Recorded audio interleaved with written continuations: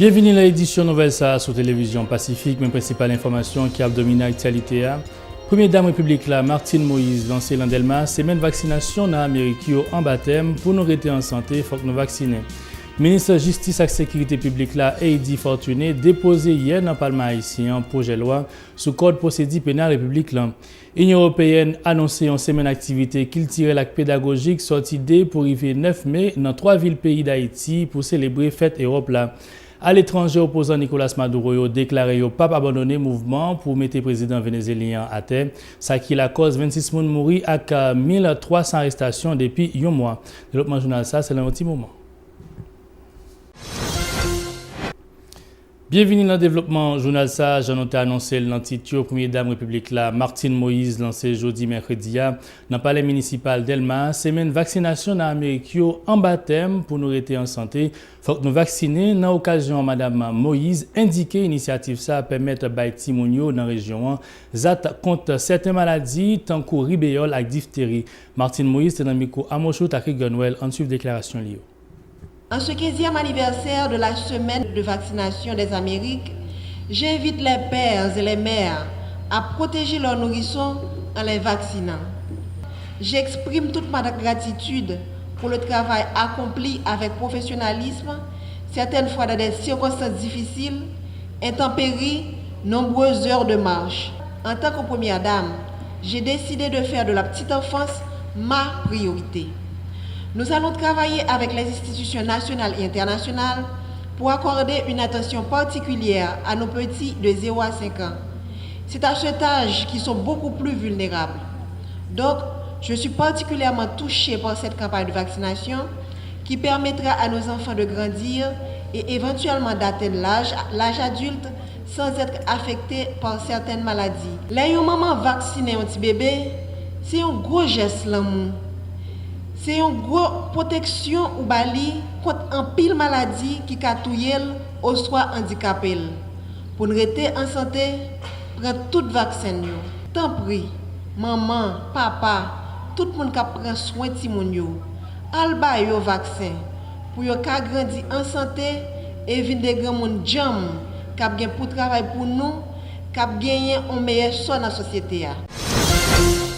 Toujours sous le même dossier, à bon côté par le ministre Santé publique là, Dr. Greta Clément, bat bravo pour Jean Partenaire ministère Santé publique pour te coller dans 15e vaccination dans l'Amérique. Le ministre Santé a demandé collaboration tout agent SPPA pour faciliter tout le monde, surtout dans la famille qui est pauvre, joindre soin de la santé. En suivant déclaration liée.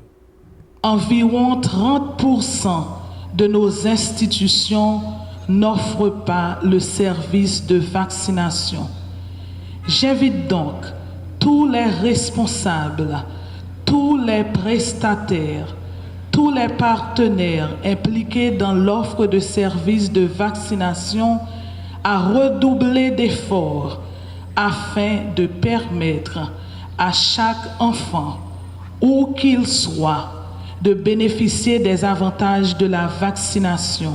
Nous devons tout de même avouer que beaucoup d'efforts sont encore à faire pour atteindre les objectifs du plan d'action mondial pour les vaccins 2011-2020.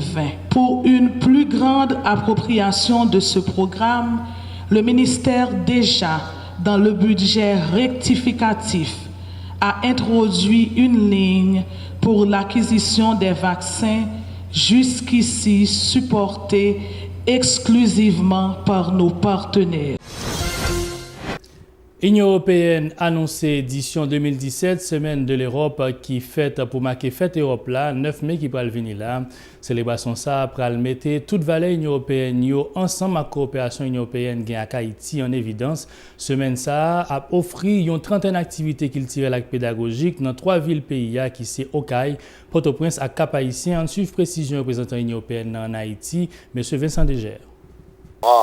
Énormément de concerts, il y aura des défilés de mode qui justement mettent en relation des designers italiens en l'occurrence avec des designers haïtiens. On va organiser un certain nombre de conférences thématiques un peu plus sérieuses de ce côté-là, on va dire, sur les 60 années de l'Europe. Et puis on aura également des conférences thématiques sur le rôle de la femme dans l'économie haïtienne ou sur la gestion des risques des astres post-Mathieu. Et ça on le fera bien sûr dans la ville d'Ekaï.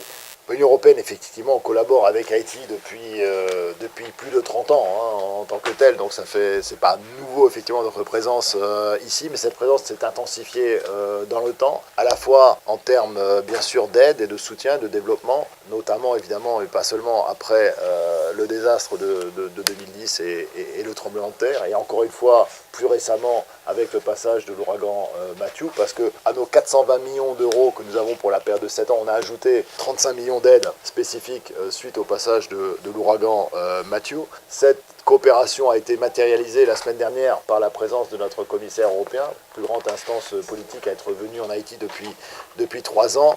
Nous aurons d'autres visites importantes du Parlement européen la semaine prochaine pour parler du processus électoral et de la réforme électorale, par exemple. C'est un autre thème qui est important pour nous. On aura aussi la venue du vice-président de la Banque européenne d'investissement pour voir effectivement si notre banque d'investissement peut financer un certain nombre de projets ici en Haïti.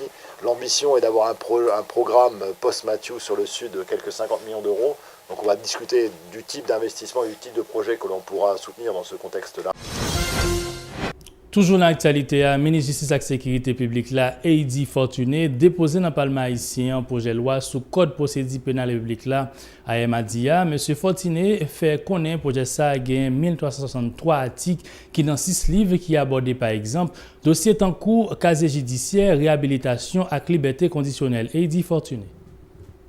La refonte du code d'instruction criminelle s'est imposée et s'impose. Elle prend en compte le souci du respect des droits fondamentaux de l'individu, la protection de la société et apporte des réponses aux principaux dysfonctionnements de la justice pénale actuelle que nous venons d'évoquer. Ce faisant, elle rompt avec le code actuel, lequel se manifeste dans la phase préparatoire par les pouvoirs exorbitants accordés aux juges qui mènent l'enquête pénale, le juge d'instruction. Le projet de loi portant un nouveau code de procédure pénale, fruit des travaux du comité technique conjoint, comporte 1363 articles repartis dans 6 livres. Les innovations que comporte cette loi par rapport aux textes actuellement applicables sont présentées dans les lignes qui suivent, en fonction des différentes phases de la procédure et en référence aux thèmes essentiels.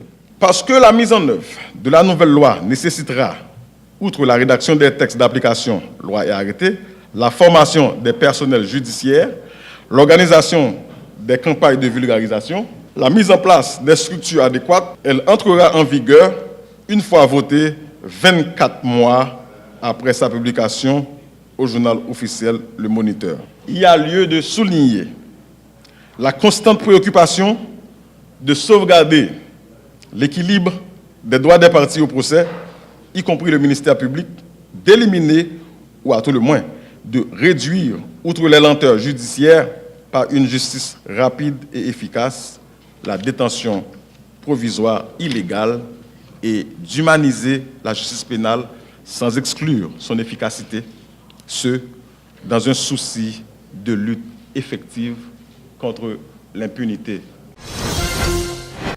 L'autre dossier dans la nouvelle, ça, une marche pour dénoncer corruption, médiocrité et examitaille qui caractérise la gestion pouvoir dans le pays. A fait 1er mai, qui a venu là, dans Port-au-Prince, c'est l'initiative Haïti Urgence, un regroupement jeunes professionnels, tant que journalistes, avocats et étudiants qui présentaient tête libre à la presse jeudi mercredi. Ensuite, faute parole Haïti Urgence, Wilgens Pierre, à qui ont l'autre membre, Sophonie Gérard. En tant que nouvelle structure dans la société civile là, c'est on marche qu'a fait 1er mai prochain pour nous protester contre médiocrité, contre corruption qui fait nous sauver pourri système nous. Qui ça nous déceler comme maladie dans le système, c'est un cancer qui est médiocrité, qui est corruption. Nous bouquets, nous arrivons non point de non-retour parce que faut que nous lancer nous dans bataille là pour nous capables de faire obstacle avec médiocrité, avec corruption qui est installée dans le système et ça fait mouvement pour non Haïti Urgence.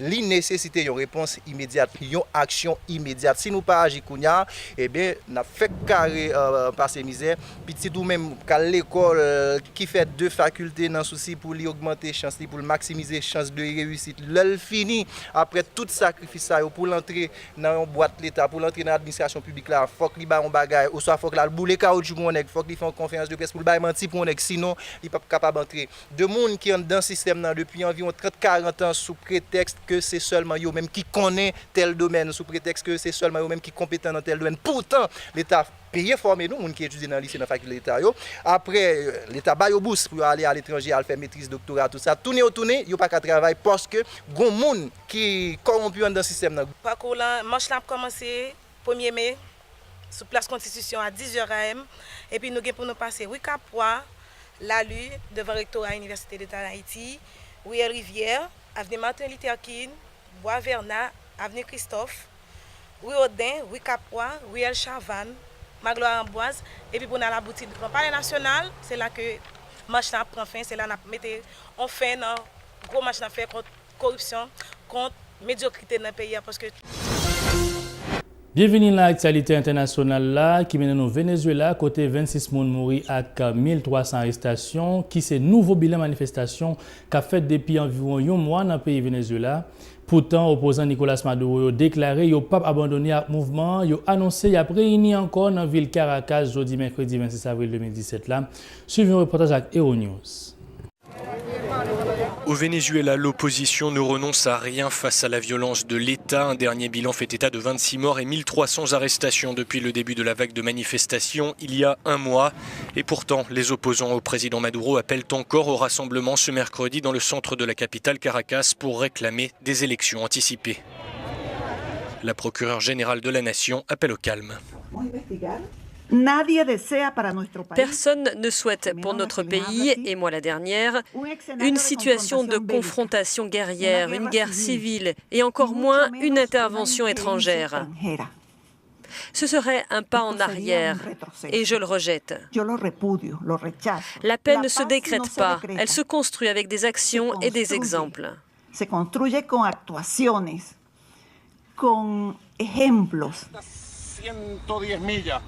Le président socialiste Nicolas Maduro est apparu tout sourire sur sa page Facebook jouant au baseball. Nous allons vaincre la violence et le coup d'État, assure le successeur d'Hugo Chavez, qui fait face à des manifestations quasi quotidiennes depuis que la Cour suprême vénézuélienne a tenté de s'arroger les pouvoirs du Parlement contrôlé par l'opposition début avril. Son mandat se termine en décembre 2018.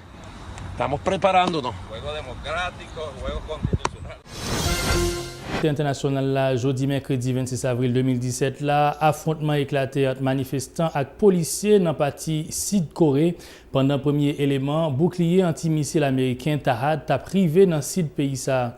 Plus passé 10 manifestants blessés pendant le passage convoi militaire américain ça. Euronews pour plus de détails. Insultes et jets de projectiles, des affrontements ont éclaté en Corée du Sud lors de l'arrivée ce matin des premiers éléments du bouclier antimissile américain. Ce bouclier nommé THAAD est supposé contrer la menace nord-coréenne. Il a été demandé par Séoul mais ne fait pas l'unanimité dans le pays. Une dizaine de manifestants ont été blessés lors du passage du convoi militaire à 250 km au sud de Séoul.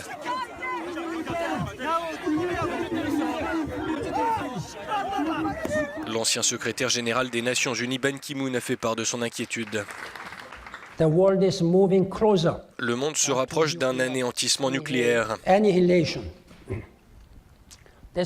C'est absolument effrayant. La situation dans la péninsule coréenne est alarmante. Jamais par le passé nous n'avons eu une telle escalade de tensions sur la péninsule coréenne, pas depuis la guerre de Corée. Ce regain de tension intervient en pleine campagne présidentielle en Corée du Sud où la présidente a été récemment destituée. Le favori du scrutin s'est prononcé contre le THAAD. Pékin, qui a mis à l'eau son deuxième porte-avions ce mercredi, s'agace également de la démonstration de force américaine qui déstabilise, selon elle, l'équilibre régional.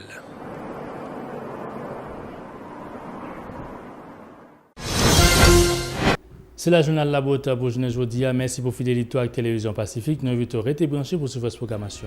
Bye tout le monde.